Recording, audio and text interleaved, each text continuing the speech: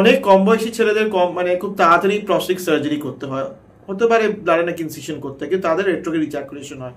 তার মানে কি, যখন ওনারা সেক্স করতে যাচ্ছেন তখন কিন্তু বীর্যপাত হচ্ছে না, তখন ওনারা ইউরিন করতে যাচ্ছেন সেক্সের পরে, তখন দেখছেন ফেনা ফেনা হয়ে যাচ্ছে। অবভিয়াসলি সিমেন্টটা ইউরিনের সাথে পরে বেরিয়ে যাচ্ছে, খুব কমন। এবং আমরা যারা আপনাদের প্রস্টেটে মেডিসিন দিই সেগুলো রেট্রোগ্রেড ইজাকুলেশন তখনও হয়, কিন্তু ওটা রিভার্সেবল, ওষুধ বন্ধ করলে আবার নর্মাল হয়ে যায়। সিলোডোসিন খুব ইম্পর্টেন্ট একটা রেট্রোগ্রেড ইজাকুলেশনের কারণ।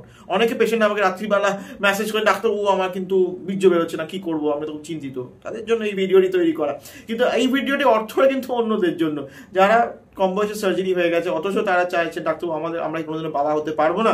সেই ক্ষেত্রে বলছি না, প্রত্যেকটা সমস্যার সমাধান আছে। আপনাকে ওয়াকিবহাল হতে হবে, অ্যাওয়্যার হতে হবে। নিশ্চয়ই আপনি যে ইউরিনটা পাস করছেন সেখান থেকে আমরা স্পার্ম ওয়াশিং এর দ্বারা, খুব আধুনিক টেকনিকের দ্বারা সেই স্পার্মটাকে বের করে নিয়ে সেটা আইইউআই এর দ্বারা আপনাকে সেই প্যাটার্নিটি বা প্রেগনেন্সি করা সম্ভব।